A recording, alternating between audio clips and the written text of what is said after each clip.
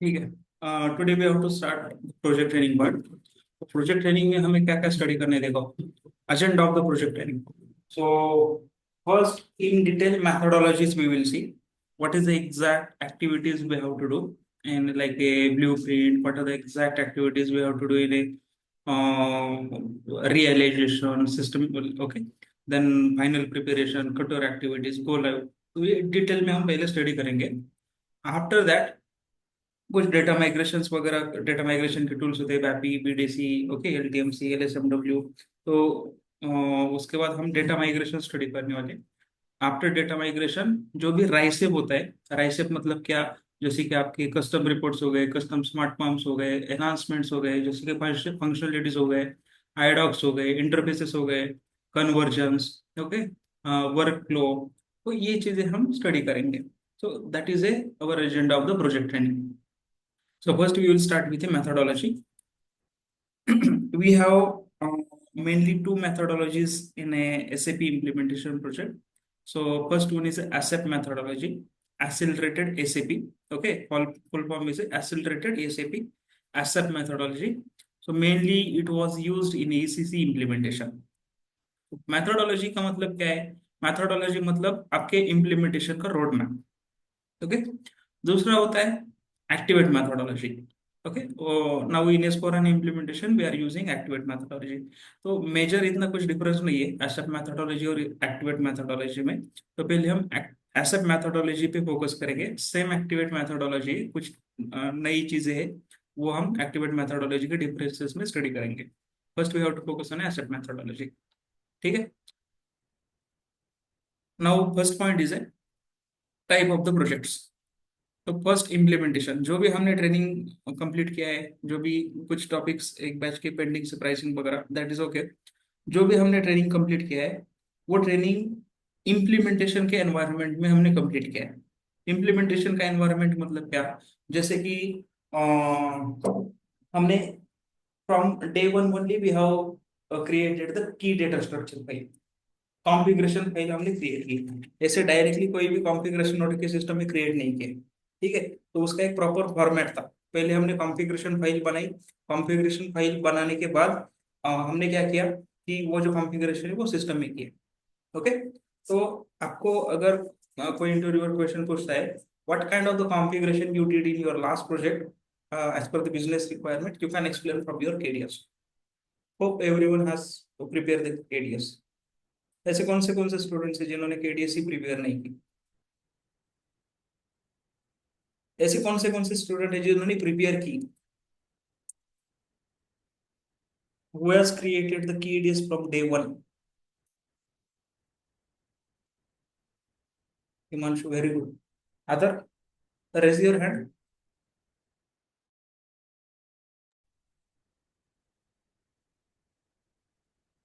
Very good Anjali, Akash, Chandrashekhar, very good.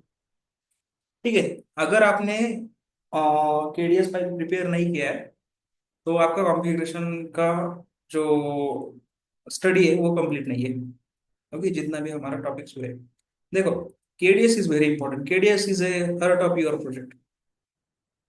पहले KDS improve होगी, मतलब केडीएस पहले बनेगी, केडीएस पहले अप्रूव होगी, उसके बाद उसका जो सिस्टम में इम्प्लीमेंटेशन किया जाएगा। उसको हम बेसलाइन कॉन्फ़िगरेशन भी बोलते हैं। ओके, बेसलाइन कॉन्फ़िगरेशन का मतलब है मिनिमम कॉन्फ़िगरेशन जिसके ऊपर आपके साइकिल्स रन होंगे। ठीक है, तो try to complete this KDS file first.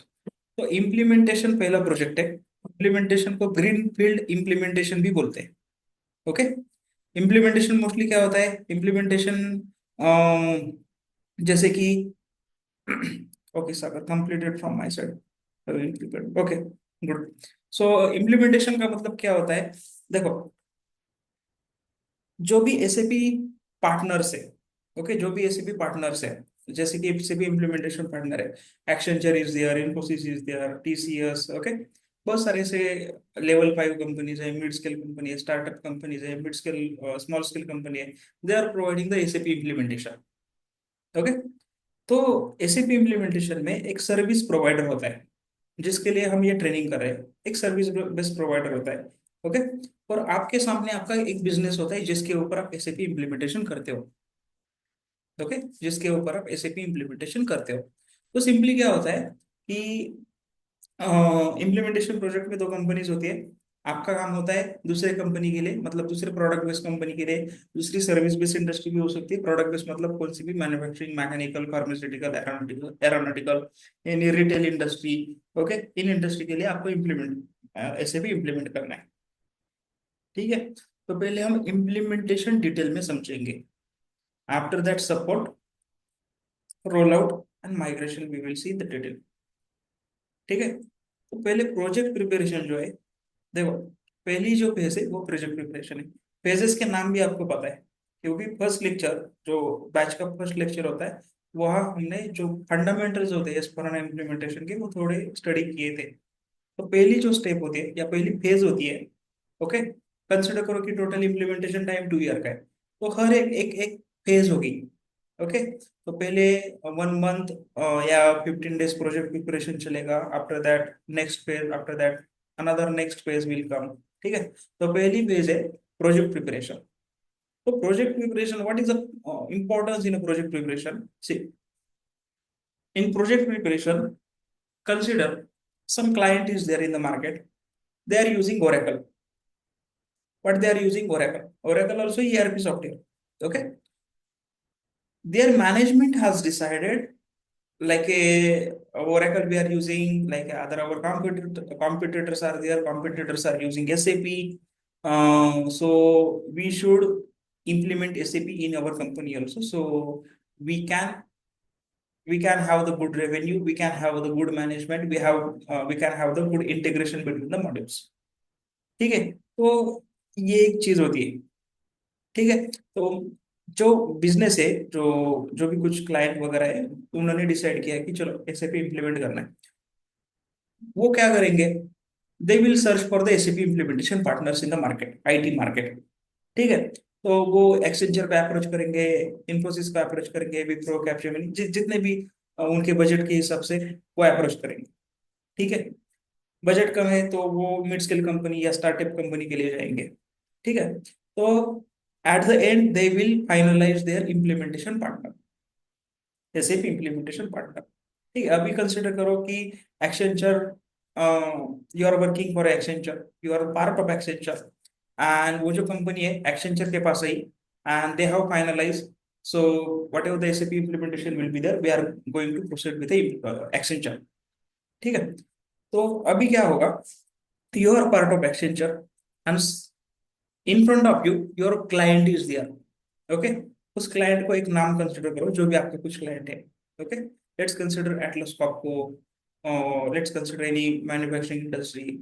Okay, any Tata motor और बजाज। ओके, सो जिसके ऊपर मतलब कंसिडर करो कि they are using Oracle now and they want to implement SAP.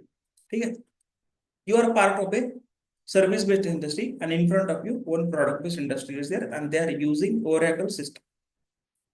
So initial discussion will happen in a management level.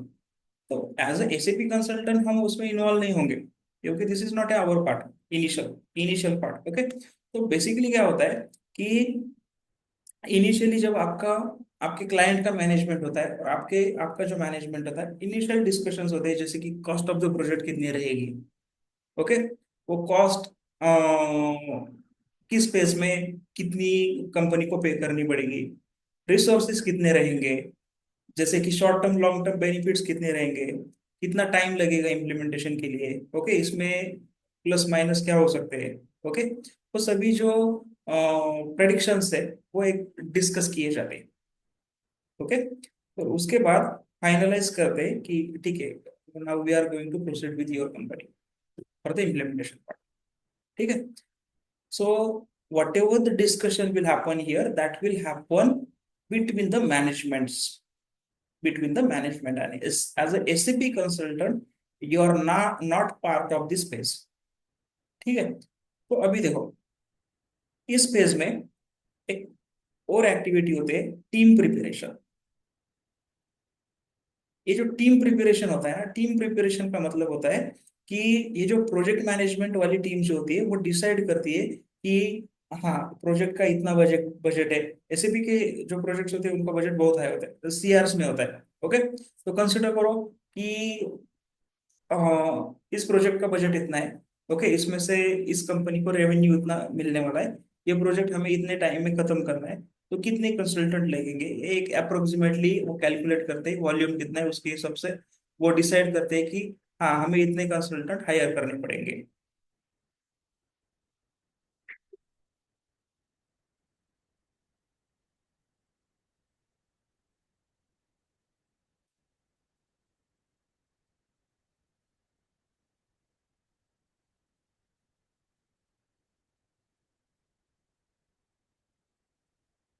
Hello.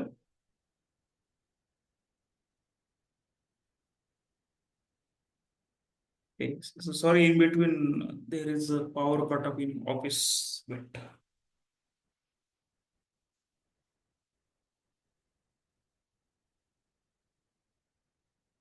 am I audible? Yes, sir. Yes, sir. Okay, तो where we are. Okay, so team preparation. Okay, team preparation का मतलब क्या होता है कि team preparation में जो भी कंसल्टेंट्स है, based on the designation, based on the total experience, your company will higher. Okay, तो क्या होता है, अभी देखो क्या होता है। Now next phase will start, blueprint phase. ठीक है, तो ब्लूप्रिंट में ये टीम प्रिपरेशन थोड़ा डिटेल में हम स्टडी करेंगे। तो ब्लूप्रिंट और blueprint we have separated. Okay, so in a blueprint, in the beginning of blueprint and at the end of project preparation, ये जो हायरिंग जो होती है या टीम प्रिपरेशन होती है, ये एक्टिविटी की जाती है। Okay, so team structure for implementation will be decided at the end of the project preparation, और we can say in the beginning of blueprint. Mostly जब तक ये क्या बोल सकते हैं हम कि ये काम कंप्लीट होता है, ये सब प्रोजेक्ट प्रिपरेशन का काम पैरेलली, मतलब एक बार ये प्रोजेक्ट कंफर्म हो गया कि कंपनी क्या करती है, कंपनी कंसल्टेंट की हायरिंग स्टार्ट कर देती है। ओके, अभी ये हायरिंग कैसी होती है देखो। तो consider this is a team from the service based industry, मतलब ये एक्सेंचर की टीम है। ठीक है, एक्सेंचर की टीम का स्ट्रक्चर कैसा होगा। एक्सेंचर की टीम में एक मैनेजमेंट के लिए पीओमओ टीम होगी, ये मैनेजमेंट लेवल के लोग होते हैं। ओके, दूसरा होता है फंक्शनल और तीसरा होता है technical.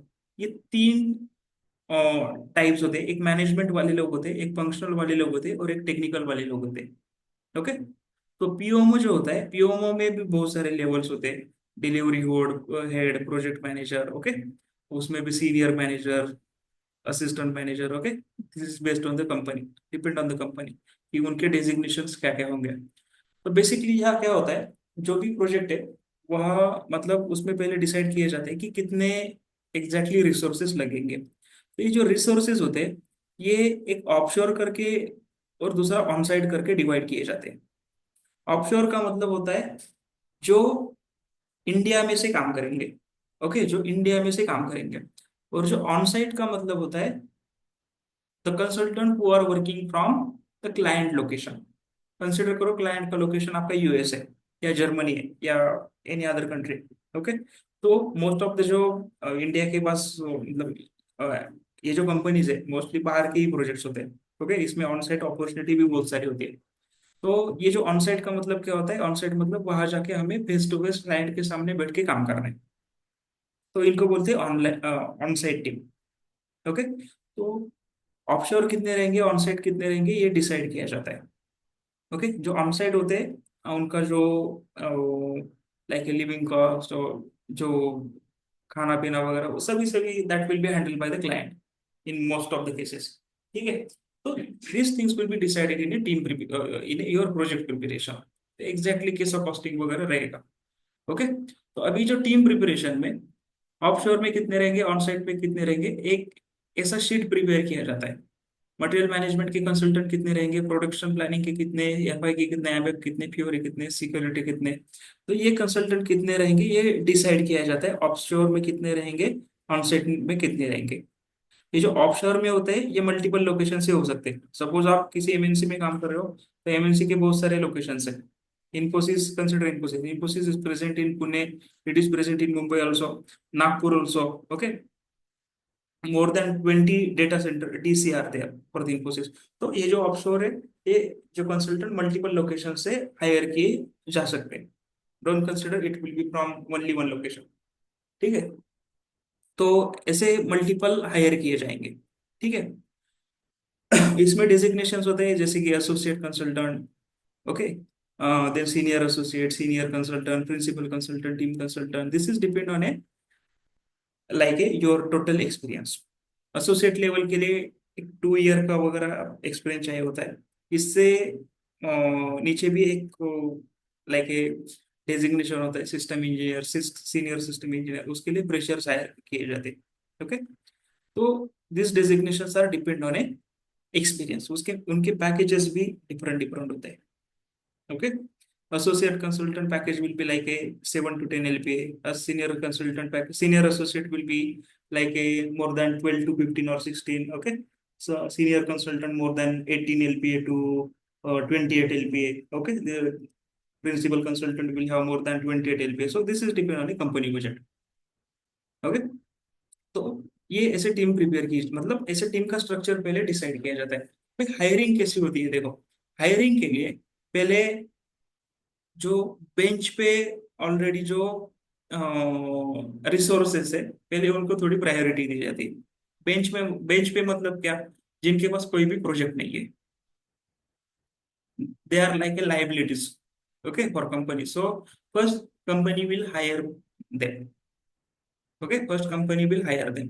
So after that also, if they required more consultant for the project, now they will start hiring from referrals, naukri.com, LinkedIn, okay. Third party consultancies are there, okay. So many like a paths are there, we can say, okay. So they will hire the consultants, ठीक है। तो ऐसे hiring होती है और team prepare की जाती है, ओके। ये हो गई सर्विस बेस की टीम। सर्विस बेस के सामने आपकी एक प्रोडक्ट बेस की भी टीम होगी। प्रोडक्ट बेस की टीम का मतलब क्या है कि see here we are SAP expert, we are a system expert. मतलब आपने कितने भी इम्प्लीमेंटेशन किए हो, जब आप नए इम्प्लीमेंटेशन पे जाते हो तब आपको जीरो से ही स्टार्ट करना पड़ता है। Your previous experience will not help you, means not 100% help you, ठीक है। क्या होता है कि एसएपी के हर एक प्रोजेक्ट डिफरेंट होते हैं, उनके रिक्वायरमेंट डिफरेंट होते हैं, okay. I will tell you my experience. Suppose I have completed implementation on manufacturing, ठीक है। मैंने पहले एक मैन्युफैक्चरिंग कंपनी के लिए इम्प्लीमेंट किया था, उसके बाद मुझे रिटेल का इम्प्लीमेंटेशन मिला था। So retail implementation was completely different. जो भी मैन्युफैक्चरिंग इंडस्ट्री में मैंने डेवलपमेंट्स किए थे, कॉन्फ़िगरेशन किए थे, कंप्लीटली डिफरेंट थे रिटेल के लिए, ठीक है। तो एसीपी के हर एक प्रोजेक्ट जो होता है वो डिफरेंट होता है, okay. You need to start from zero. You have to use your intellectual level, you have to use your skill set, okay, analysis, analytical thinking, and you have to provide the solutions, ठीक है। तो यहाँ क्या होता है कि you are system expert, and first we have to learn, or first we have to understand their requirements। तो requirement understand करने मतलब रिक्वायरमेंट कौन प्रोवाइड करेगा आपको, रिक्वायरमेंट प्रोवाइड करेंगे बिजनेस के लोग। So there are dedicated person from the business. They called as a CTM, core team member, core team member। उसको प्रोसेस पर्सन भी बोलते हैं, उसको पीओसी, पर्सन ऑफ कांटेक्ट भी बोलते हैं। तो हमें कोई डाउट है प्रोसेस में, कोई उनके बिजनेस में कोई डाउट है, directly we can connect with them. So those person are dedicated for you. They will provide each and every information like it, and they will share with you। तो उनको बोलते हैं core team member, and they are business expert, okay, they are business expert. तो आपको material management implement करने के लिए purchase and store, जो इन्वेंट्री के प्रोक्योरमेंट और इन्वेंट्री के जो लोग होते हैं उनको असाइन किया जाएगा। उनके साथ आपको कनेक्ट होना है टीम्स पे। ओके, जो भी आप जो सॉफ्टवेयर यूज कर रहे हो उस पर कनेक्ट होना है, उनके साथ डिस्कस करना है और उनके रिक्वायरमेंट आपको समझना है। मोस्टली क्या होता है, जो ऑनसाइट कंसल्टेंट्स होते हैं, ऑनसाइट कंसल्टेंट इसीलिए वहाँ भेजते हैं कि वहाँ फेस टू फेस जाके उनके टाइम जोन में वो काम करे, वहाँ रिक्वायरमेंट कलेक्ट करे एंड वो रिक्वायरमेंट आपको शेयर करे। Okay, and on that requirement you will analyse this requirement and provide the solution. Mostly जो ऑनसाइट कंसल्टेंट का काम होता है ना, ये रिक्वायरमेंट गैदरिंग का काम होता है। ओके, और ये जो रिक्वायरमेंट गैदरिंग वापस से आपको शेयर किए जाएंगे, उसके उसके ऊपर आपको एनालिसिस करना है, डॉक्यूमेंट प्रिपेयर करने हैं और आपको सॉल्यूशन प्रोवाइड करना है। Okay, so discussion, in which document this discussion will do? Please repeat. Himanshu, in which document this discussion will be about? Document we have to see. Okay, document part, documentation part we have to see. तो ये जो team preparation हो गया, या ये जो project preparation की जो चीजें, कॉस्टिंग कितना है, short term long term benefit, that will be managed by the PMO team. उनके सेपरेट सेपरेट उनके डॉक्यूमेंट्स रहेंगे। Okay, that is not a technical thing. Akash, sir, system is the same method are same like a material creation business. So how projects are changed? Can you tell little more? Okay. See, thing is that standard SAP is there. Consider करो कि material master है।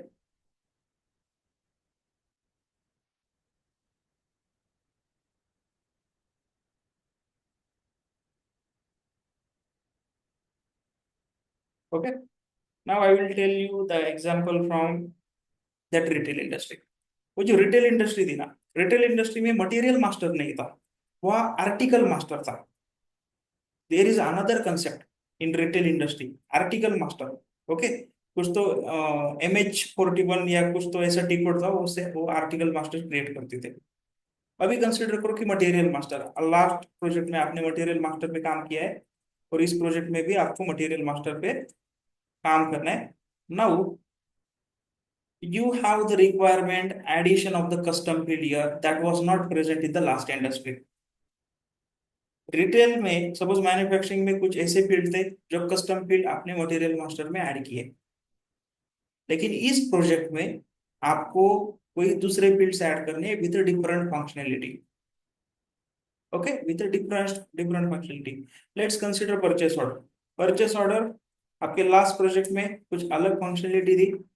Okay, कुछ नए fields थे या कुछ functionality भी can say like a, इस प्रोजेक्ट में ऐसी रिक्वायरमेंट है जैसे कि परचेस रिक्वेजिशन में जो प्राइस आती है वो मटेरियल मास्टर से नहीं आनी चाहिए, वो इनको रिकॉर्ड से आनी चाहिए। स्टैंडर्ड आती है मटेरियल मास्टर से, but in previous project you have not seen this requirement, but in this project this requirement is there. ऐसे बहुत सारे रिक्वायरमेंट होते हैं जो लास्ट प्रोजेक्ट से बिल्कुल मैच नहीं होते। तो that's why every project is different in SAP. Okay, so it means suppose once we crack the interview we have to again give the yes, like a, this is not happen in every industry but in most service based industries, first जो interview होता है वो खाली आपका एक selection purpose के लिए होता है। उसके बाद आपके प्रोजेक्ट के भी इंटरव्यूज होते हैं।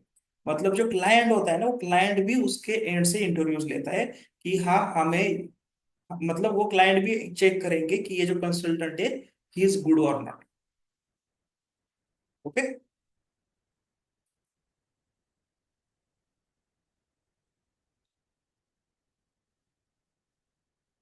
so and you have multiple chances in the company। in Accenture almost 3 chances are there। Every company different, मतलब एक रिजेक्ट भी हो जाती है इंटरनली तो जो मैनेजमेंट है दूसरे इंटरव्यू आपको शेड्यूल कर देंगे, क्योंकि से उनको भी, उन्होंने भी क्यों हायर किया है आपको प्रोजेक्ट देने के लिए। तो वो मैक्सिमम ट्राई करेंगे कि आपको प्रोजेक्ट जल्दी से जल्दी मिले, because if you are not working in any project you are like a liability. Okay, okay, so after that, after the team preparation, actual blueprint will start। Okay, so blueprint will start with a like a key cop meeting। Kick off करके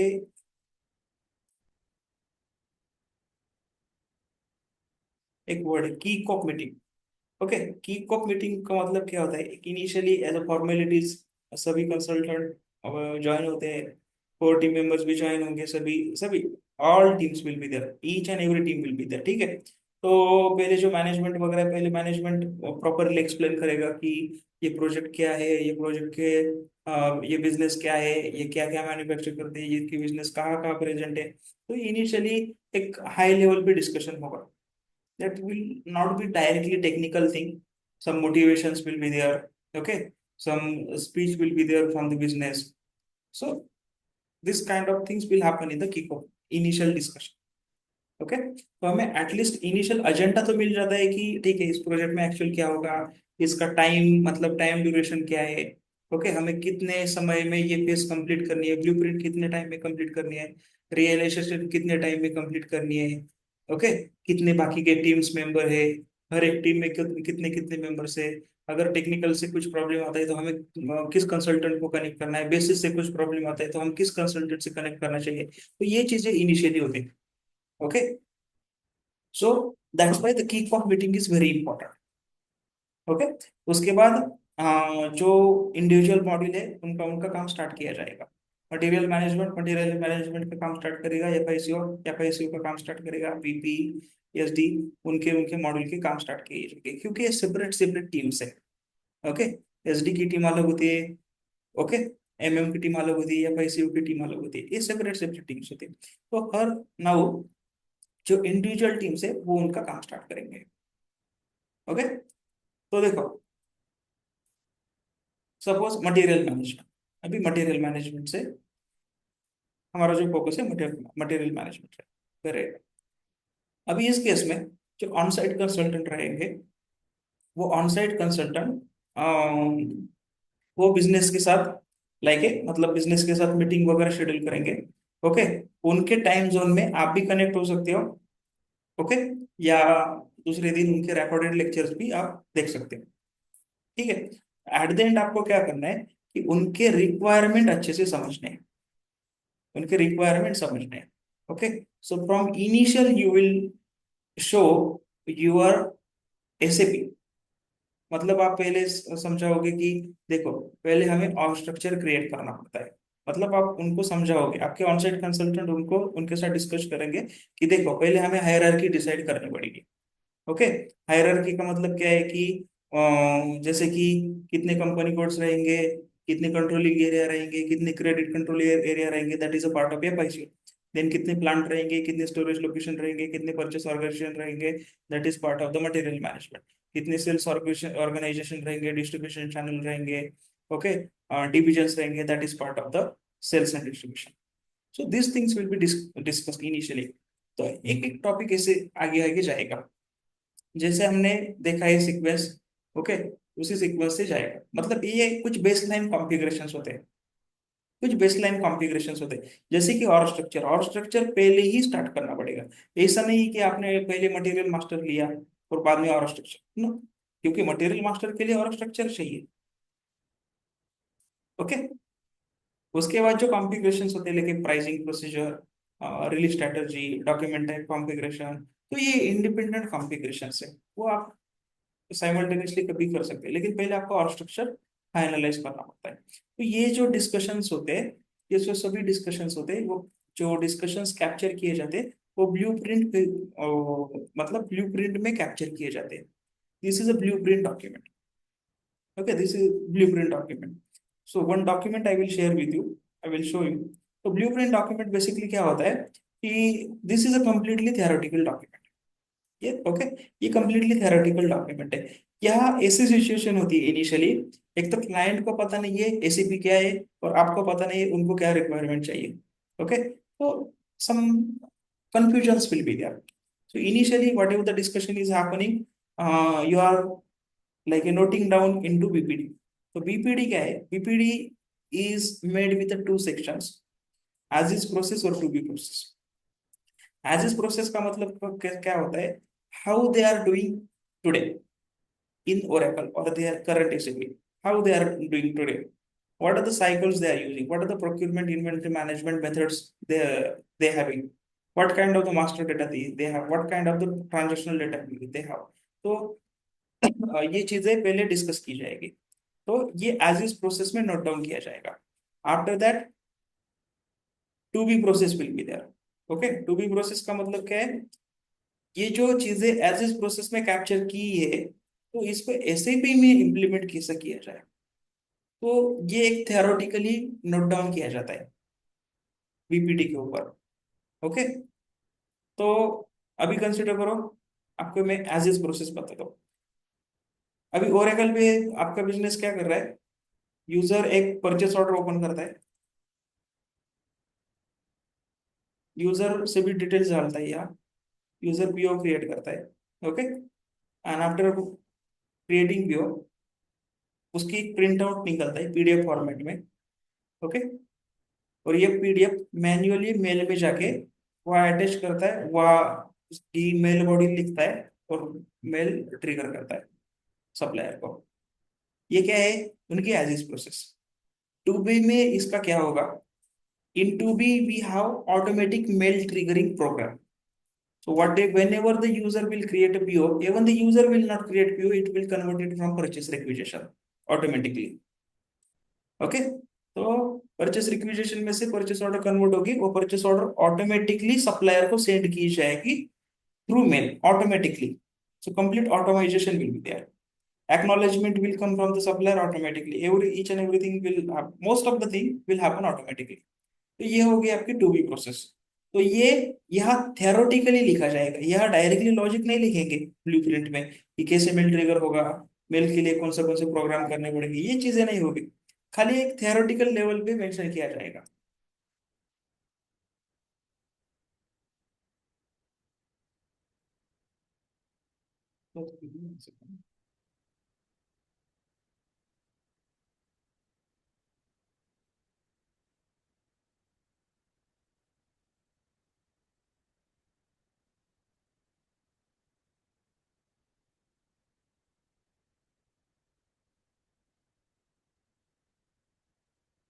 One second.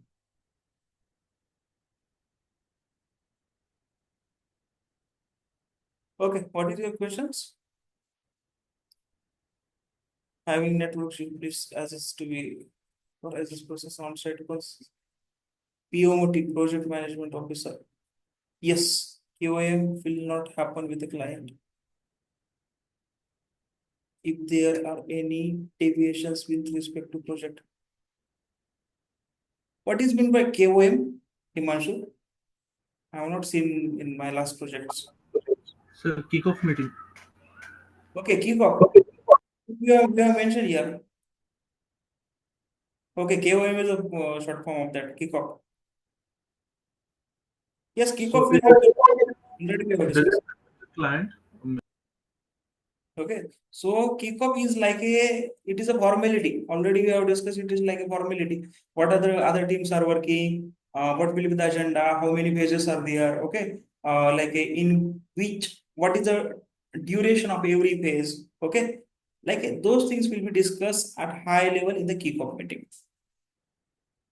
And again, initially this kickoff meeting will be there with all modules, with the business also.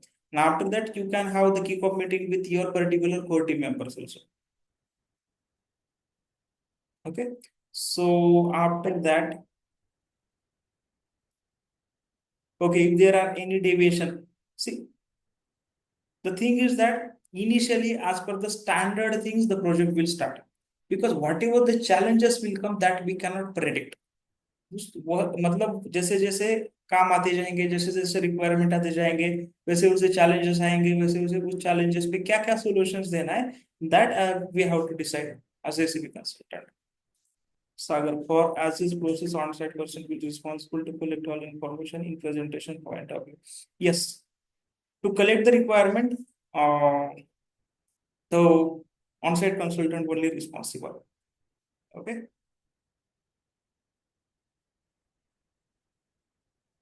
Having the network please. As is means current business processes, what they are doing on the current Oracle system. and 2B means how to implement in SAP. Means another word is the CS. CS means current state, and FS means future state. FS means future state.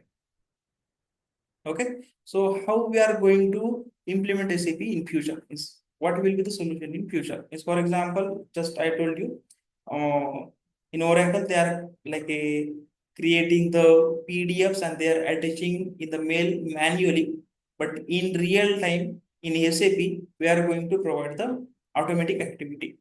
Means automatic in the sense the PO will be converted from purchase requisition, it will be release approved by the whatever the persons, dedicated persons will be there, and after that this purchase order will be attached in the mail automatically at a particular frequency, and that will be shared with the supplier. So consider we require the material master data. Just for the example, so business person will provide this data with their own system or in Excel format, or we have to understand their current ERP system as well. We have to understand their current ERP system as well. Yes. Not in depth, but at high level, what they are doing, we should know. Okay, and whatever this data things will be there, that we are going to learn in the data migration, not today.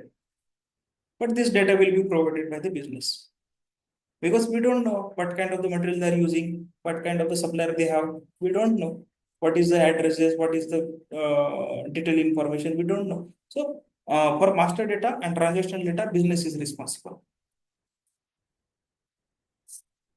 What is another question? Okay, in BPD, do we have flow diagrams? Yes, we have flow diagrams.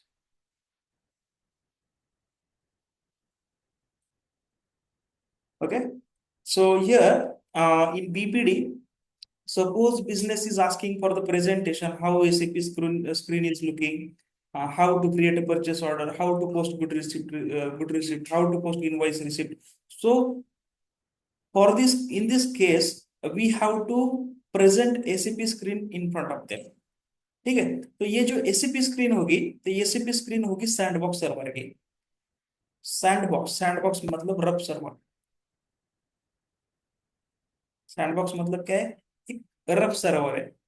Okay, so this is for practice purpose. This is for practice purpose. Blueprint का time बहुत होता है. Okay, in real time what will happen, I will tell you. Suppose ये associate level के consultant है.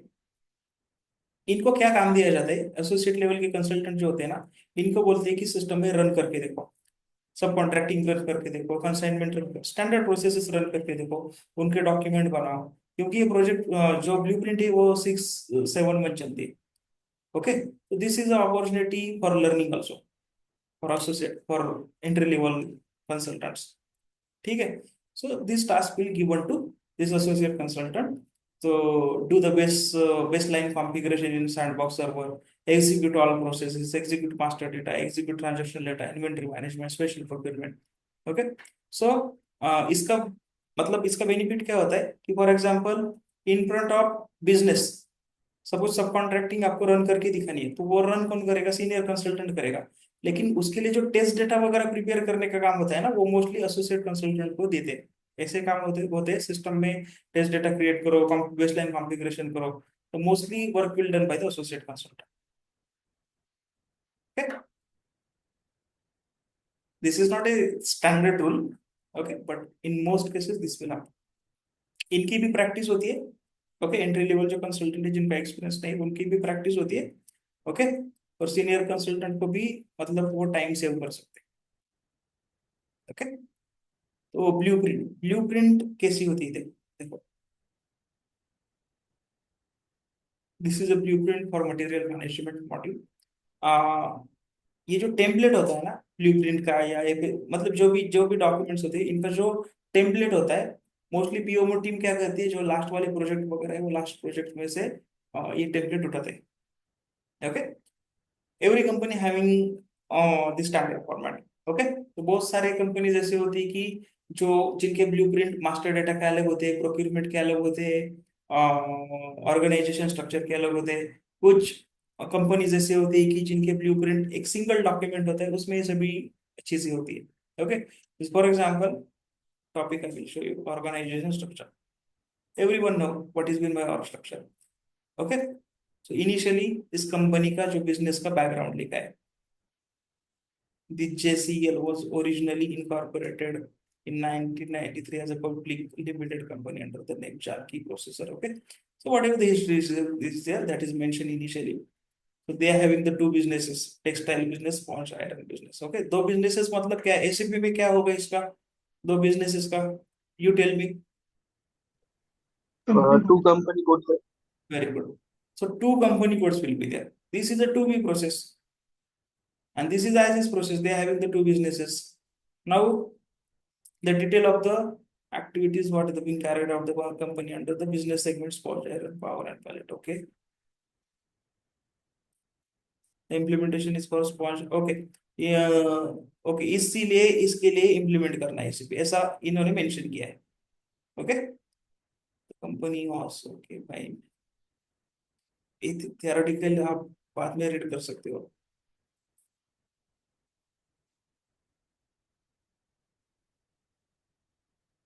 This document I will share with you. Let me open our structure directly.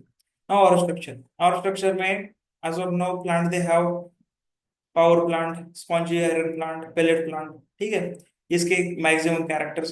ये देखो, KDS का बहुत सारा जो पार्ट होता है ना, ये आपके ब्लूप्रिंट में भी होता है. आपको कैसे रिप्रेजेंट करना है, that is depend on you. Okay, so यह प्लांट है, प्लांट के पहले आप डेफिनेशन लिखोगे, बाद में इस जेसीएल कंपनी जो है, इस जेसीएल कंपनी में एग्जैक्टली प्लांट की कंसेप्ट क्या है, वो प्लांट की कंसेप्ट लिखोगे. उसके बाद प्लांट कौन से इसको प्लांट को लिस्ट डाउन करोगे. Okay, with name. उसके बाद उसके एड्रेसेस आपको पता है, अभी आपको प्लांट के कॉन्फ़िगरेशन पे पता है. प्लांट के कॉन्फ़िगरेशन के लिए फैक्ट्री कैलेंडर लगता है, नेम लगता है, टोटल एड्रेस लगता है. वो चीजें भी आपको इस ब्लूप्रिंट पे कैप्चर करनी है. Okay, nomenclature. Okay, exactly nomenclature कैसे यूज करोगे. अटैचमेंट आल्सो दिया, डिटेल टेम्पलेट. ठीक है, storage location. So the nomenclature, we need to decide or how? सी देखो, now we are implementing SAP. So whatever the requirements are there, if business is saying we have to start from BB, we have to start from DH, you can suggest your opinion also. Okay, at the end, what they are going to decide, that will be the final decision.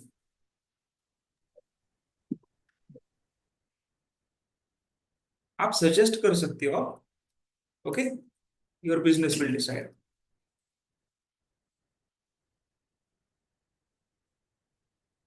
तो ये work structure है. Then master data, material master. ये देखो कितने कितने views maintain किए जाएंगे, total theoretical part. इसमें कुछ नई रिक्वायरमेंट्स वगैरह है, जैसे कि कस्टम फील्ड्स वगैरह ऐड करने हैं.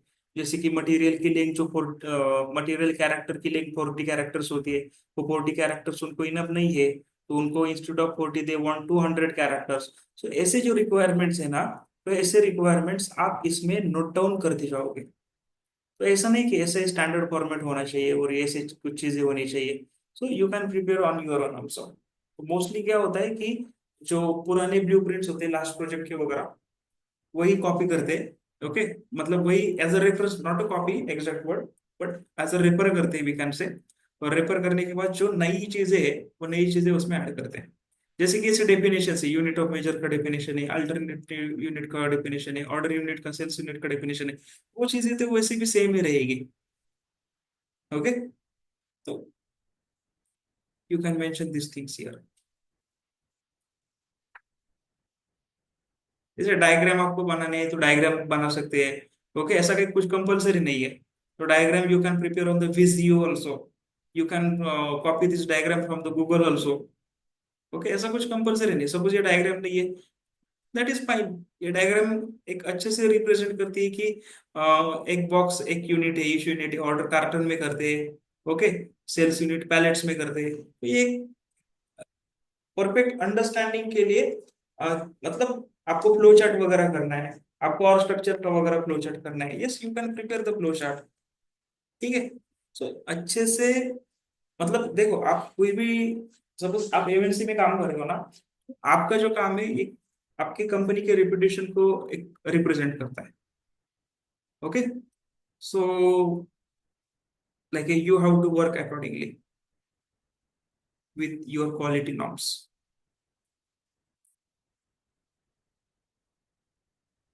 ये होती है blueprint. This blueprint I will share with you. Just go through with this theory. ठीक है.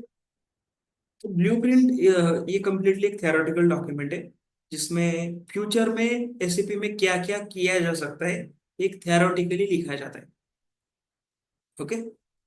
Now another thing is a BPML, that is a business process master list. Let me check the question. So our structure, plan, storage, location, all these things finalize and project preparation. Project preparation में कैसे finalise होगी? Blueprint में देख रहे हैं ना, not in project preparation. Project preparation में consultant directly involve ही नहीं होते. Okay. So BPML, that is a business process master list. Business process master list का मतलब क्या होता है कि एग्जैक्टली कौन से ऑब्जेक्ट आप यूज करने वाले हो. मतलब जैसे कि प्रोक्योरमेंट है, प्रोक्योरमेंट में कौन से प्रोक्योरमेंट करने वाले हो. डोमेस्टिक प्रोक्योरमेंट है, देन सब कॉन्ट्रैक्टिंग विद स्क्रैप है, सब contracting with over consumption under consumption नहीं है, नॉर्मल सब कॉन्ट्रैक्टिंग भी है, कंसाइनमेंट है, ब्लैंकेट पीओ है, कंज्यूमेबल पीओ है, रिटर्न पीओ नहीं है, एसेट पीओ नहीं है, डब्ल्यूएस पीओ नहीं है. तो ये आपको नोट डाउन करना है. ओके, यह आपको नोट डाउन करना है. तो देखो, कोई भी एक नया कंसल्टेंट आता है देखने के लिए, या ऐसी कोई चीजें होती है, तो this document will help you exactly project का स्ट्रक्चर क्या है. Okay, this things will help you. Inventory management में कौन से प्रोसेस है, गुड ट्रांसफर है, इंट्रा कंपनी एसटीओ है, इंटर कंपनी एसटीओ नहीं है, इंट्रा कंपनी में भी विद डिलीवरी यूज कर रहे हैं, विदाउट डिलीवरी नहीं यूज कर रहे हैं. तो ये चीजें ऐसे डिस्कस होती है. मटेरियल टू मटेरियल ट्रांसफर नहीं हो रहा है, storage location to storage location transfer हो रहा है. ओके, तो ये गुड इशू हो रहा है अगेंस्ट कॉस्ट सेंटर. तो ये चीजें यहाँ मेंटेन की जाती है. मास्टर डेटा कौन से यूज किए जाएंगे, मास्टर मटेरियल मास्टर होगा, बिजनेस पार्टनर होगा, इनको रिकॉर्ड होगा, सोर्स लिस्ट नहीं होगा. Let's consider source list they are not going to use, वोटर arrangement also they are not going to use. Okay, service master also they are not going to use. Condition record they will use. So you have to note down all the business process. इसको बोलते हैं business process. Okay, तो इतने business process आपका client use करेगा, तो इसको बोलते हैं बिजनेस प्रोसेस मास्टर लिस्ट. एक सिंगल शीट में आप उसको शो कर सकते सर ये डॉक्यूमेंट बीपीएमएल डॉक्यूमेंट कौन प्रोवाइड करेगा? हैं. ये हम क्रिएट करते हैं.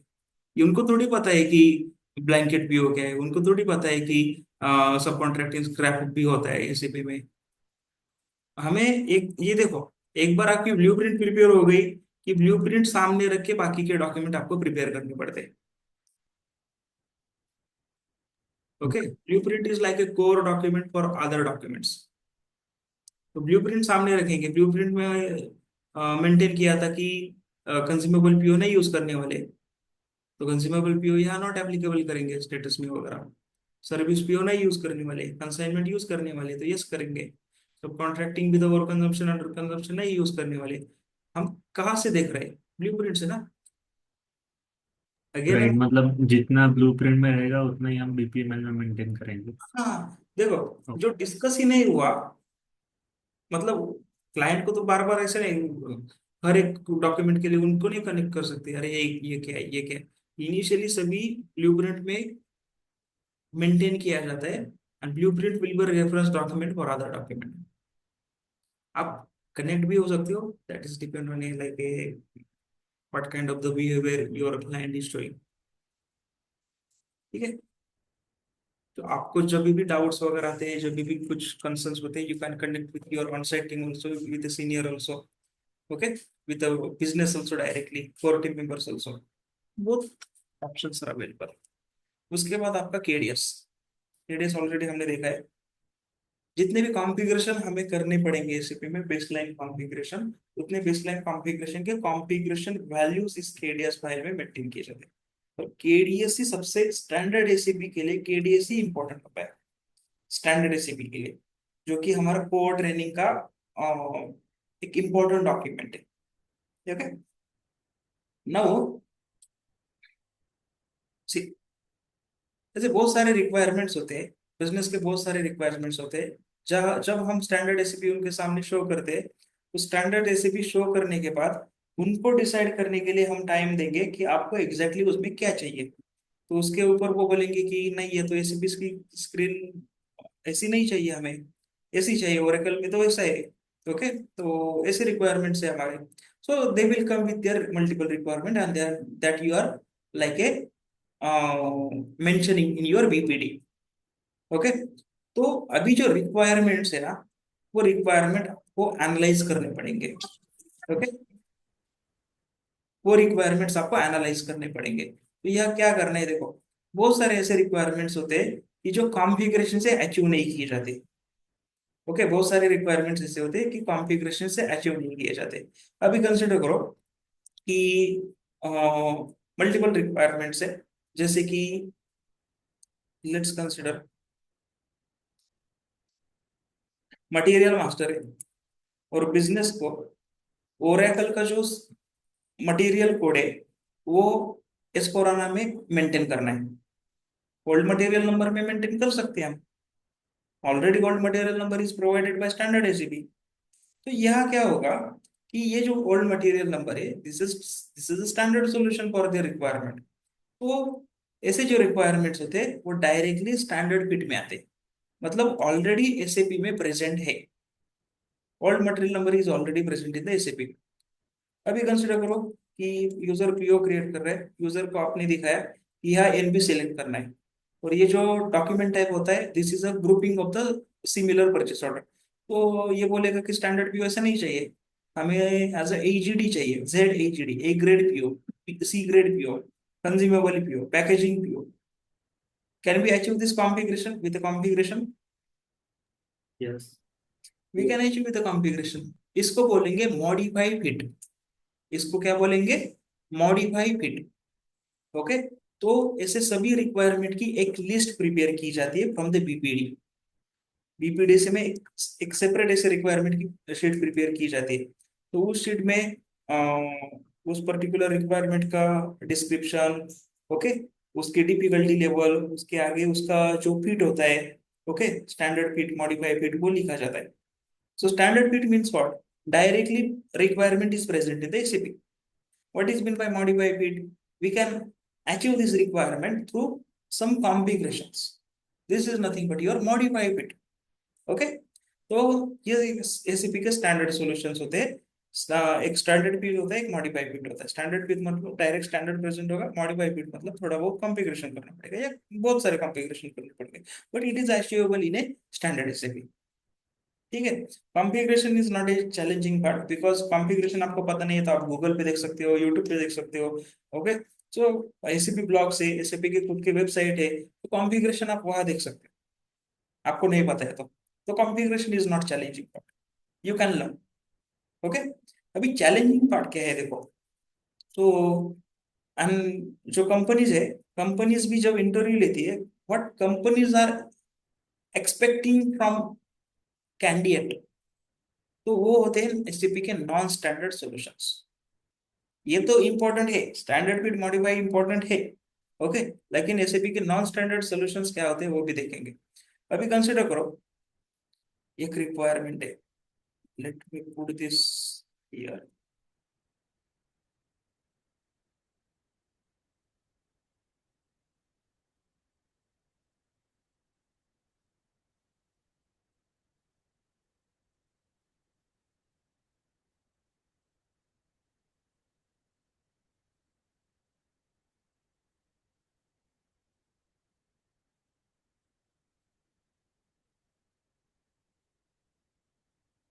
ओके, तो एक कंसिडर करो requirement, one requirement is there from business. Description क्या है रिक्वायरमेंट का? In a purchase requisition valuation price field is coming from material master, but it should come from info record as per the business requirement. ठीक है, तो ये requirement है। दूसरी requirement है your business want storage location field in required in a PR creation for domestic inventory PO. PRPO. Okay, तो ये दो रिक्वायरमेंट्स है, ये एक पहली रिक्वायरमेंट है।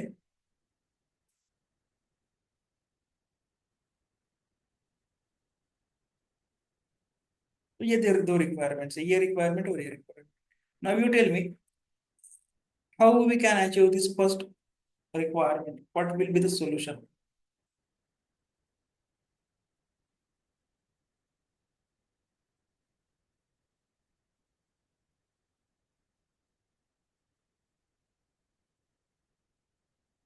What is the solution for the first one? Field selection of fields. Field selection of document type, simple. So ये जो फर्स्ट रिक्वायरमेंट है that will come under the modify bit. ठीक है, मॉडिफाई बिट। ठीक है, थोड़ा configuration करना पड़ेगा, आपको नहीं पता है तो you can check on the Google. हमने ऑलरेडी स्टडी किया है, but I am telling you like a the real time situation how you are going to handle. ठीक है, तो ये सिंपल है। ओके, ये जो सॉल्यूशन है ना, it should come from the material master, it is coming from material master but it should come from input account. This is a little bit complex requirement, this is a complex requirement. अभी आपको analysis करना पड़ेगा कि ये जो requirement है ये standard में पॉसिबल है या नहीं। इसको बोलते हैं गैप एनालिसिस। तो गैप एनालिसिस सबका मतलब सब रिक्वायरमेंट का आपको करना पड़ता है।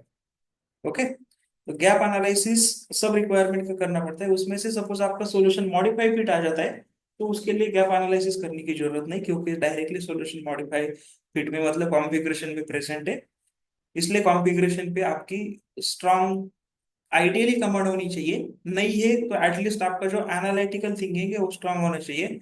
मतलब जब भी रिक्वायरमेंट रहती है आप as soon as possible immediately you will check on the Google SAP blogs, okay, and you will have the solution। okay, so एक तो ऐसा आपका अप्रोच होना चाहिए। ठीक है, आपको टाइम लगता है सर्च करने में, एनालिसिस करने में, एक तो आपको कॉन्फ़िगरेशन पे ऑलरेडी एक्सपर्टाइज होना चाहिए। ठीक है ना, वो ये जो गैप होता है, गैप मतलब क्या कि ये जो सेकंड रिक्वायरमेंट है ये तो स्टैंडर्ड में प्रेजेंट नहीं है। तो स्टैंडर्ड में प्रेजेंट नहीं है तो इसको हमें अचीव करना पड़ेगा थ्रू सम डेवलपमेंट्स। ओके, तो इस केस में गैप एनालिसिस इंपॉर्टेंट है। ओके, तो गैप एंड गैप एनालिसिस। तो गैप एनालिसिस के लिए आप गैप एनालिसिस करके डॉक्यूमेंट बना सकते हो। Simply gap analysis, this is like a theoretical document. Again आपको क्या करना है, ये रिक्वायरमेंट डिटेल में मेंशन करनी है। एसएपी में, स्टैंडर्ड एसएपी में क्या क्या लिमिटेशंस है ये आपको वहां मेंशन करना पड़ेगा कि इस रीजन से एसीपी में इसको अचीव नहीं किया जा सकता। तो ये आपको करना पड़ेगा। ओके, तो इसको बोलते हैं गैप डॉक्यूमेंट। उसके बाद क्या होता है कि गैप, गैप का मतलब क्या होता है पहले ये समझो। Gap is a difference between standard ACP और क्लाइंट रिक्वायरमेंट। मतलब क्या कि आपके क्लाइंट को कंसिडर करो,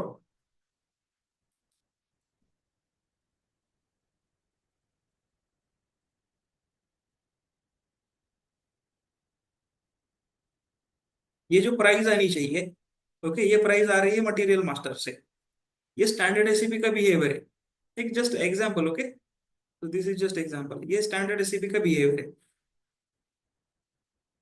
ये प्राइस आई थिंक चेंज किए। Okay, if you are creating fresh purchase requisition the price will come from here. ठीक है, you can check in. So and already we have seen this scenario. Okay, वो कैसे material master से price आती है। तो ये स्टैंडर्ड बिहेवियर हो गया, लेकिन क्लाइंट के सिस्टम से जो बिहेवियर है वो बिहेवियर ऐसा होना चाहिए कि ये जो प्राइस है वो इन फॉर रिकॉर्ड से आनी चाहिए, not from the purchase requisition.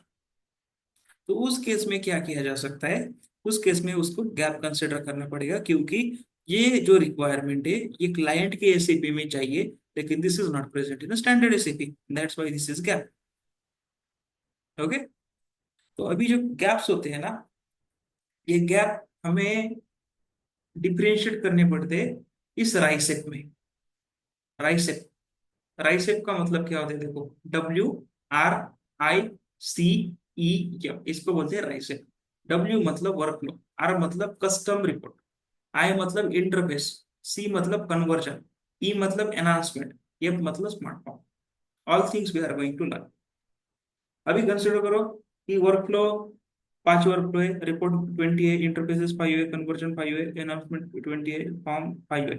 ठीक है, कंसिडर करो कि लाइक इतने इतने ऑब्जेक्ट्स है, वर्कफ्लो में इतने हैं, रिपोर्ट में इतने हैं, ओके, कन्वर्सेस में इतने, एनाउंसमेंट में इतने। ठीक है, तो आपको क्या किया, आपके मैनेजमेंट ने क्या किया, उसमें से आप टोटल कंसिडर करो कि 4-5 कंसल्टेंट हो जो ऑफशोर में काम कर रहे हो। ओके, सो ऑफशोर में काम कर रहे हो, तो आपको एक 5 एनाउंसमेंट दिए गए, 2 कन्वर्जन, एक इंटरफेस, 5 रिपोर्ट, एक वर्कफ्लो, 2 स्मार्टफोन। तो ये सब आपको टास्क असाइन किए आपके मैनेजमेंट ने। तो आपको क्या करना पड़ेगा, जो भी आपको टास्क है और जिसकी जो डेडलाइन बोलते हैं आप, वो नजदीक है, वो पहले आपको असाइन किया जाएगा। ओके, तो कंसिडर करो कि ये जो रिक्वायरमेंट है, ये रिक्वायरमेंट आपको नेक्स्ट 3 डेज में कंप्लीट करनी है। तो एग्जैक्टली कंप्लीट करना है मतलब क्या करना है, देखो ब्लूप्रिंट में क्या करना पड़ता है। ब्लूप्रिंट में पहले हम उसका गैप एनालिसिस डॉक्यूमेंट बनाएंगे।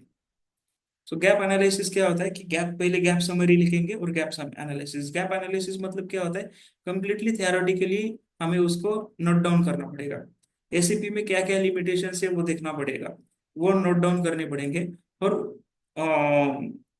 लाइक एसीपी में ये नई रिक्वायरमेंट है, ये जो as per the business requirement this we want in ACP, तो this things we have to mention in the gap. This is just theoretical document, इसमें कुछ लॉजिक वगैरह ये चीजें, फ्लो चार्ट वगैरह इसे कुछ डिटेल में नहीं लिखेगी, this is just theoretical document. उसके बाद होता है फिजिबिलिटी चेक। फिजिबिलिटी चेक, एक बार गैप डॉक्यूमेंट होता है ना, गैप डॉक्यूमेंट डेवलप करना पड़ेगा, वो कौन डेवलप करेगा, टेक्निकल टीम डेवलप करेगी। तो टेक्निकल टीम डेवलप करेगी। टेक्निकल टीम डायरेक्टली ऐसे गैप समरी डॉक्यूमेंट पे डेवलप नहीं करेंगे, उनको कुछ डॉक्यूमेंट हमें क्रिएट करने पड़ते हैं, FSD document and TSD document. तो डायरेक्टली हम टीएसडी डॉक्यूमेंट के लिए भी नहीं जाएंगे। आइडियली क्या होता है, पहले फिजिबिलिटी चेक की जाती है। फिजिबिलिटी चेक का मतलब होता है कि ये जो रिक्वायरमेंट है, ये रिक्वायरमेंट में सच में कोई सेंस है, या this is feasible, simple we can say, is it feasible or not in the ACP system. Feasible मतलब क्या, ये एसीपी में पॉसिबल है या नहीं। और फिजिबिलिटी चेक के दूसरे भी पैरामीटर्स होते हैं, जैसे कि इस रिक्वायरमेंट से सिस्टम में जो स्टैंडर्ड जो फ्लो है वो डिस्टर्ब नहीं होना चाहिए। दूसरी चीज, परफॉर्मेंस पे कोई इम्पैक्ट नहीं होना चाहिए। ओके, और तीसरी एक इम्पोर्टेंट चीज होती है, एक सी सी सी ट्रिपल सी करके एक कंसेप्ट होती है, इसको बोलते हैं क्लीन कोर कंसेप्ट। तो क्लीन कोर जो कंसेप्ट है ना, तो क्लीन कोर कंसेप्ट का मतलब ये होता है कि जो भी एसीपी के स्टैंडर्ड प्रोसेसेस है, उनको हम ज्यादा डिस्टर्ब नहीं करेंगे। ओके, उनको डिस्टर्ब नहीं करेंगे। तो ये जो चीजें होती है, ये फिजिबिलिटी चेक का आउटपुट होता है। फिजिबिलिटी चेक कौन करता है, फिजिबिलिटी चेक करता है टेक्निकल टीम। कौन करता है, टेक्निकल टीम। फिजिबिलिटी चेक के लिए वो एक डॉक्यूमेंट बनाते हैं, पीओसी, प्रूफ ऑफ कंसेप्ट। तो उस डॉक्यूमेंट में उन्होंने डिटेल में लिख के देना चाहिए ये रिक्वायरमेंट पॉसिबल है या नहीं पॉसिबल। नहीं पॉसिबल है तो उसका जस्टिफिकेशन डिटेल में देना चाहिए, क्यों पॉसिबल नहीं है, क्या क्या चैलेंजेस आ सकते हैं। क्योंकि देखो, वापस से बिजनेस टेक्निकल टीम के पास नहीं जाएगा, टेक्निकल टीम के पास अ, जाने से पहले वो बिजनेस आपको फंक्शनल के पास आएगा। क्योंकि आपकी रिस्पॉन्सिबिलिटी, आपने रिक्वायरमेंट कलेक्ट की है, आपने उसका प्रॉपर एनालिसिस किया है नहीं किया है, ये आपके ऊपर है। तो बिजनेस आपके पास आएगा कि ये कंसेप्ट, मतलब ये रिक्वायरमेंट क्यों फिजिबल नहीं है, हमें वो चाहिए सिस्टम में, this is like a mandatory requirement. Okay, तो इस केस में टेक्निकल टीम से हमें सिंपल क्या डिमांड करना है, रिक्वेस्ट करनी है कि आप पीओसी डॉक्यूमेंट दो, या मेल पे लिखो कि दिस रिक्वायरमेंट और this is not feasible. And what are the reasons why this is not feasible. तो हमें थोड़ा क्लाइंट के साथ निगोशिएट करना पड़ेगा। Okay, they should go with a different solution. Okay, so that's why feasibility check important. If feasibility check is positive, okay, positive in the sense like hey, there is no impacts or this requirement is really valid, in that case only we are going to create a FSD. FSD को बोलते हैं functional specification document. FSD functional specification document, हम FSD study करने वाले हैं। FSD हमें detail में study, मतलब FSD में फ्लो चार्ट करेंगे, फंक्शनल डिजाइन लिखेंगे, सॉल्यूशन डिजाइन लिखेंगे, टेक्निकल डिजाइन, टेक्निकल लॉजिक भी लिखेंगे, एफयूटी सिनेरियोज भी लिखेंगे। सो FSD हमें हर एक ऑब्जेक्ट के लिए क्रिएट करनी है। और बहुत सारे ऐसे टास्क भी मैं आपको असाइन करूंगा for enhancement, for smart form, for custom reports. ठीक है, so that's why this is important. FSD just at high level, this is a functional specification document. This document is a communication document between functional team and technical team. देखो, आप material management consultant हो, आपके सामने technical consultant है। Technical consultant को purchase order क्या है पता नहीं, गुड रिसिप्ट क्या है पता नहीं, इनवॉइसिंग क्या है पता नहीं, फंक्शनल थिंग्स उसको पता नहीं। ओके, लेकिन जब भी कोई न्यू थिंग्स ऐड करनी है एससीपी में, जैसे फंक्शनलिटी एनहांसमेंट वगैरह करनी है, तो उस केस में आपको उनको टेक्निकल लैंग्वेज में एक्सप्लेन करना पड़ेगा। ओके, तो टेक्निकल लैंग्वेज में एक्सप्लेन करना पड़ेगा, वो एक्सप्लेन करेंगे through FSD functional specification document. ये डॉक्यूमेंट एक बार प्रिपेयर हो जाता है तो ये डॉक्यूमेंट आप आपके सीनियर के साथ एक बार डिस्कस करोगे, टेक्निकल जो लीड्स होते हैं या टेक्निकल कंसल्टेंट्स होते हैं उनके साथ आप डिस्कस करोगे और उसको पास या फेल करोगे। पास का मतलब क्या, कि जो भी रिक्वायरमेंट्स है, that requirements are correctly capture in the FSD with logic, with functional logic, with technical logic, solution design project, each and everything is correct, तो दिस विल बी पास। अगर इसमें कोई इशू है, अगर इंप्रूवमेंट की जरूरत है, उसको फेल किया जाएगा और उसको रिवर्क में डाल दिया जाएगा। ओके, उसका रिवर्क में डाल दिया जाएगा। एक बार FSD ओके, वो FSD के ऊपर TSD क्रिएट की जाएगी, टेक्निकल स्पेसिफिकेशन डॉक्यूमेंट। और जब कोई टेक्निकल कंसल्टेंट डेवलपमेंट स्टार्ट करेगा, this TSD will be refer, this TSD को रेफर किया जाएगा। Okay, and after that whatever the documents we have prepared, BPD, BPML, KDS, gap documents, FSD document, TSD document, we have to provide walkthrough to the business. Okay, walkthrough क्यों important है? walkthrough important है क्योंकि whatever the requirement we have collected, okay, after requirement gathering, whatever the solution we are going to provide, that are matching with the business requirements. Business is happy with this. मतलब क्या क्या होता है, देखो बहुत बार क्या होता है कि क्लाइंट कुछ एक बोल रहा है, ऑन साइट टीम ने कुछ अलग ही कैप्चर किया, ऑफशोर टीम को उन्होंने पास किया, ऑफशोर टीम ने उसको अलग ही कुछ समझा, वो सॉल्यूशन कुछ तो अलग है। Okay, total miscommunication. और मिसकम्युनिकेशन होता है क्योंकि आपके लिए कंप्लीटली वो नया प्रोजेक्ट होता है, नई सिस्टम होती है, नई सिस्टम इन द सेंस नया बिजनेस होता है, नए रिक्वायरमेंट्स होते हैं, तो miscommunication will happen. This things are normal in SAP implementation. ठीक है, तो इसीलिए ये वॉक थ्रू बहुत इंपॉर्टेंट है। अगर कोई प्रॉब्लम्स होते हैं, प्रॉब्लम्स इन द सेंस कोई कंफ्यूजन होता है या कोई what we can say miscommunication is there, you can correct here before the development. एक बार ये डेवलपमेंट में गया, एक बार टेक्निकल कंसल्टेंट ने उनके एफर्ट स्टार्ट किए और उसके बाद हमें पता चलता है अरे ये तो रिक्वायरमेंट ही गलत है, तो टोटल एफर्ट वेस्ट हो जाते हैं। इसीलिए क्लाइंट को वॉक थ्रू प्रोवाइड करना चाहिए। Okay, if client agree with this, then this will go for the realisation phase. मतलब नेक्स्ट रियलाइजेशन फेज होगी। रियलाइजेशन फेज मतलब ये जो कॉन्फ़िगरेशन डेवलपमेंट्स होते हैं वो हम एक्चुअल सिस्टम में करते हैं, रियल सर्वर में। ओके, जैसे हमारा एसीपी का सर्वर है, रियल सर्वर में ये काम किया जाता है। तो इसीलिए वॉक थ्रू इंपॉर्टेंट है। साइन ऑफ देते हैं, मतलब बिजनेस बिजनेस के साइड साइड से अप्रूवल देगा। This sign off will be on a conditional basis. Conditional basis का मतलब क्या होता है कि आगे जाके अगर उनको रिक्वायरमेंट अपडेट करनी है, रिक्वायरमेंट चेंज करनी है, या न्यू रिक्वायरमेंट लेके आना है, okay, so they have authority for that. वो बोलते हैं कि नहीं, ये एफएसडी और उस टाइम हमें इतना रिक्वायरमेंट का नॉलेज नहीं था, लेकिन ये रिक्वायरमेंट ऐसी नहीं ऐसी होनी चाहिए, डिफरेंट होनी चाहिए। Okay, exact. अभी ये देखो, हम जेनेरिक स्टेटमेंट यूज कर रहे हैं, but when we are going to learn the enhancement, the custom report, at that time the detail things will be discussed.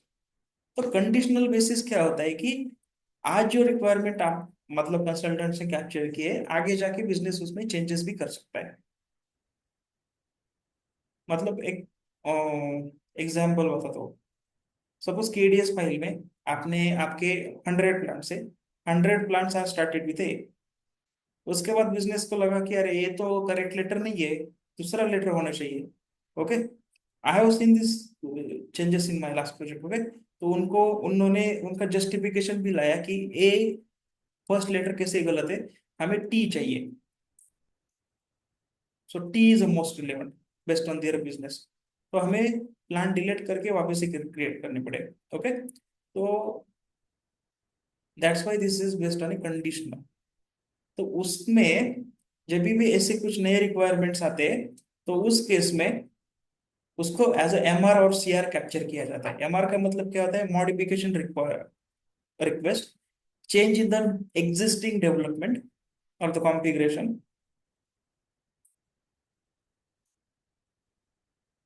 CR का मतलब होता है complete new requirement.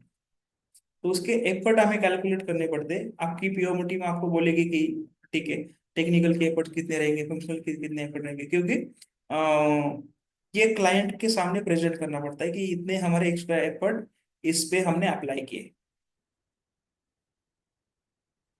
Okay, here your blueprint phase will be completed.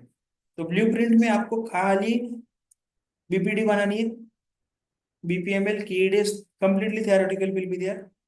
Okay, FSD बनानी है, gap summary document बनाना है, और FSD के ऊपर टीएसडी बनाएंगे। सभी जो रिक्वायरमेंट है उसके डॉक्यूमेंटेशन पार्ट आप कंप्लीट करोगे, और उसके बाद रियलाइजेशन मतलब नेक्स्ट जो एक्चुअल डेवलपमेंट स्टार्ट होते हैं, this development phase will start. Okay, blueprint we have completed, realization we will see in the next lecture, Sagar. But technical person available during the initial meeting KOM with the client as on-site SAP associate, the feasibility check concept would be at the initial stage. It is possible or not, this is for the client required to avoid the future step. देखो, ये requirement ऐसे कुछ simple requirement नहीं होती। Okay, ऐसे नहीं कि चलो एक ही बार उसमें एक ही लाइक साइमल्टेनियसली हमने डिस्कस किया, उसके साथ टेक्निकल कंसल्टेंट भी है, and technical consultant immediately he is only available for you and he is going to provide the POC for you. Okay, ऐसा नहीं होता, workload will be there. Okay, don't consider each and every consultant will be available. So based on the availability we need to discuss with technical consultant. तो workload होता है, ऐसा कोई directly हर एक consultant available नहीं होता। ओके, तो initial stage पे हम इसको चेक नहीं कर सकते। बहुत बार ऐसा भी होता है कि initially they have given the feasibility check as okay, but after that in a realisation phase we found the requirement is not feasible, क्योंकि जो जब उन्होंने डेवलपमेंट स्टार्ट की तब उनको चैलेंजेस पता चले। Theoretically they are not going to determine what kind of the exact challenges will come in the future. So again this is depend on a your technical consultant experience. बहुत सारे technical consultant ऐसे होते हैं कि जिनका experience कम होता है, तो वो इतना प्रेडिक्ट नहीं कर पाते। जिनका एक्सपीरियंस अच्छा होता है, जिनको बहुत परफेक्ट नॉलेज है, वो डायरेक्टली फिजिबिलिटी चेक ऐसे रिक्वायरमेंट देख के देते हैं कि ये फिजिबल होगा या फिजिबल नहीं होगा। Okay, then once if we are providing the presentation of sandbox, then again do we need to provide the work to the client later stage? Sandbox मतलब ये सिंपल सिस्टम था, नॉर्मल सिस्टम था, practice system था। Okay, इस पे sandbox पे completely standard ACP है। जब ये चीजें इंप्लीमेंट होगी, कॉन्फ़िगरेशन हो गया, डेवलपमेंट्स हो गए, वापस से हमें हर एक डेवलपमेंट क्लाइंट के सामने डिस्कस करनी पड़ेगी, प्रेजेंट करनी पड़ेगी। Chandrasekhar, if plant will be deleted, material master will stay there. No, plant data will be removed, as depends on plant. Or first, we create a new plant, extend the material, and then remove plant. देखो, initially जो master data होता है ना, एक ही server नहीं होता। हमने अभी तक सर्वर का स्ट्रक्चर स्टडी नहीं किया है। ठीक है, एक ही सर्वर नहीं होता रियल टाइम में। एक डेवलपमेंट करके अलग होता है। ओके, देन क्वालिटी करके होता है production, that we will discuss in the next lecture. Actual master data production में एंड क्वालिटी में क्रिएट होता है, यहाँ नहीं क्रिएट होता, डेवलपमेंट में नहीं क्रिएट होता। डेवलपमेंट में खाली सैंपल टेस्ट डेटा क्रिएट की जाते हैं, जस्ट टेस्टिंग पर्पज के लिए।